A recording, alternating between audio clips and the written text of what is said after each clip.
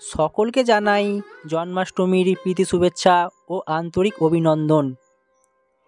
পবিত্র জন্মাষ্টমী তিথি কিভাবে পালন করবেন, বা এই জন্মাষ্টমীর দিন কোন কাজটি করলে জীবনে সৌভাগ্য ফিরবে। বছরের অন্যতম পবিত্র দিন হচ্ছে এই জন্মাষ্টমী।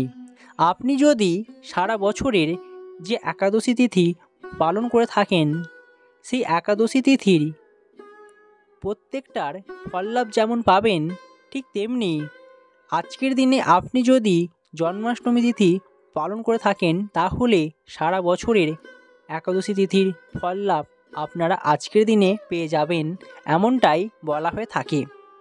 এই তিথি যারা পালন করেন তারা কিভাবে করবেন, বা যারা করছেন অবশ্যই আজকের ভিডিওটি সম্পূর্ণ দেখুন।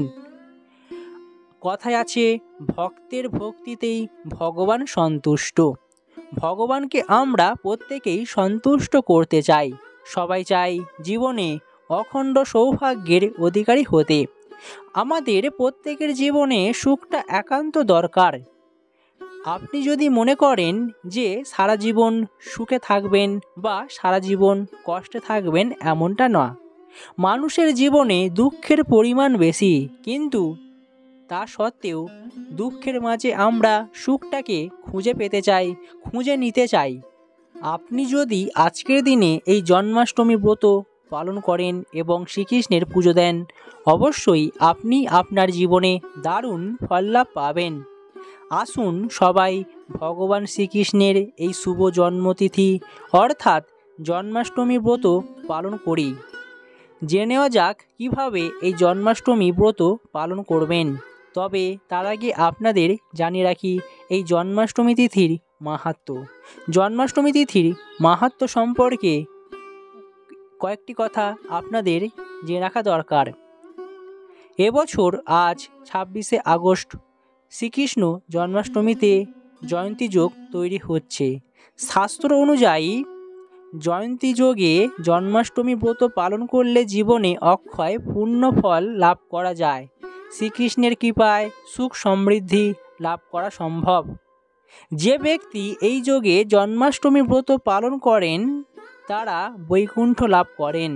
শাস্ত্র অনুযায়ী দ্বাপর যুগে অষ্টমী তিথি ও রোহিণী নক্ষত্রে বিষ্ণু কৃষ্ণ অবতারে জন্মগ্রহণ করেন। মথুরায় কংসের বোন দেবকী ও ভগ্নিপতি বাসুদেবের অষ্টম সন্তান ছিলেন কৃষ্ণ। কংস বধ করে অধর্ম, অবিচার, অন্যায় নাশের জন্য কৃষ্ণরূপে জন্মগ্রহণ করেছিলেন নারায়ণ। প্রচলিত বিশ্বাস অনুযায়ী যারা জন্মাষ্টমীর উপবাস করেন ও নিয়ম মেনে কৃষ্ণের পুজো করেন, তাদের সমস্ত কষ্ট ও সমস্যা দূর হয় এবং জীবনে সুখ সমৃদ্ধির আগমন ঘটে। জীবনে মোক্ষ ফললাভ পাওয়া যায়। তাই যারা যারা এই তিথি পালন করেন অবশ্যই জন্মাষ্টমীর মাহাত্ম্য সম্পর্কে বিষয়টি জেনে গেলেন। এবার আপনাদের মূল বিষয়ে জানিয়ে দিচ্ছি জন্মাষ্টমী ব্রত কিভাবে পালন করবেন। শাস্ত্রে আছে, কেউ যদি একবার শ্রীকৃষ্ণের এই জন্মাষ্টমী উপবাস পালন করেন, তাহলে তাকে আর এই জড় জগতে জন্ম, মৃত্যু, ব্যাধি, কষ্ট ভোগ করতে হয় না ও পুনর্জন্ম গ্রহণ করতে হয় না। আসুন সবাই ভগবান শ্রীকৃষ্ণের এই শুভ জন্মতিথি ও জন্মাষ্টমীর ব্রত পালন করি। জেনে নেওয়া যাক কিভাবে এই ব্রত পালন করবেন।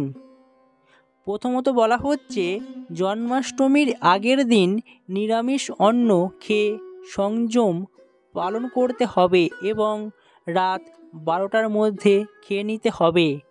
ঘুমানোর আগে অবশ্যই ভালো করে মুখ ধুয়ে দাঁত মেজে ঘুমোতে হবে।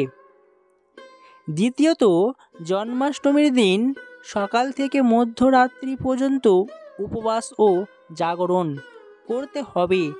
উপবাস থেকে হরিনাম জপ, কৃষ্ণলীলা শ্রবণ, ভগবানকে দর্শন, ভক্ত সঙ্গে হরিনাম কীর্তন, অভিষেক দর্শন করতে হবে এবং ভগবানকে অভিষেক করে একাদশীর দিনের মতো অনুকল্প প্রসাদ সেবন করতে হবে। তবে যাদের উপবাস পালনে সমস্যা অসুস্থ তারা অবশ্যই দুপুর 12টার পরে শ্রীকৃষ্ণের কাছে ক্ষমা চেয়ে একটু দুধ বা ফল খেতে পারবেন। তবে এই ব্রতে একাদশীর মতোই অন্নসহ পঞ্চরবি শস্য খাবার খেতে নেই, আপনারা কখনোই খাবেন না। জন্মাষ্টমীর পরের দিন সকালে স্নান সেরে শুদ্ধ বস্ত্র পরিধান করে নির্দিষ্ট সময়ের মধ্যে পারণ মন্ত্র পাঠ করে শ্রীকৃষ্ণের প্রসাদ দিয়ে পালন করবেন। অবশ্যই আপনাদের এই বিষয়টি জেনে রাখতে হবে এবং এইভাবেই আপনাকে পালন করতে হবে। এই দিনটা আর 5টা দিনের মতো নয়, এই দিনের মাহাত্ম্য সম্পূর্ণই আলাদা। তাই আপনি যদি এই দিন এইভাবে শ্রীকৃষ্ণের আরাধনা করে থাকেন, অবশ্যই শ্রীকৃষ্ণের অশেষ কৃপালাভ পাবেন। জীবনে কখনোই দুঃখ কষ্ট বা জীবনে কোনো সমস্যায় আপনাকে পড়তে হবে না। এবার আপনাদের জানিয়ে দেব এই জন্মাষ্টমীর দিন কোন কোন বিষয়গুলিকে মেনে চলবেন বা কোন কাজটি করবেন, যে কাজটি করলে আপনার জীবনে সুখ শান্তি এবং আপনার সাংসারিক উন্নতি হবে। জন্মাষ্টমীর দিন ভোগে গোপালকে কেশর মিশিয়ে ক্ষীর তৈরি করে নিবেদন করুন, দেখবেন অবশ্যই আপনার জীবনে সুখ শান্তির অভাব হবে না। যদি সম্ভব হয় এই দিন সকাল থেকে উপবাস রেখে সন্ধ্যাবেলায় গোপালের পুজো করে তারপর আহার গ্রহণ করুন। এই দিন শ্রীকৃষ্ণ বা গোপালকে তুলসী পাতার মালা পরানো খুবই শুভ। এই দিন আপনি কখনোই আমিষযুক্ত খাবার খাবেন না, সমস্ত লোভকে ত্যাগ করে নিরামিষযুক্ত আহার গ্রহণ করুন। এই দিন একজোড়া তুলসী পাতায় সাদা চন্দন মাখিয়ে তা কিছুক্ষণ শুকিয়ে নিন, তারপর শ্রীকৃষ্ণের চরণে অর্পণ করুন। মনে রাখবেন শ্রীকৃষ্ণ বা বিষ্ণুর চরণে সবসময় একজোড়া তুলসী পাতা অর্পণ করতে হয়, একটা তুলসী পাতা অর্পণ করতে নেই। তাই আপনাদের এই বিষয়টিকে সর্বদাই খেয়াল রাখতে হবে। যদি পারেন বা পারা সম্ভব হয় আপনারা আজকের দিনে ময়ূর পালক আনতে যেন ভুলবেন না। শ্রীকৃষ্ণের খুবই প্রিয় এই পালক, তাই এই দিন পুজোর আসনে ময়ূর পালক রাখতে যেন কখনোই ভুলবেন না। দেখবেন আপনার পরিবারে যেমন উন্নতি হবে, পরিবারের সকল অঘটন ঘটনা বা খারাপ সময় থেকে আপনারা চিরদিনের জন্য মুক্তি পাবেন।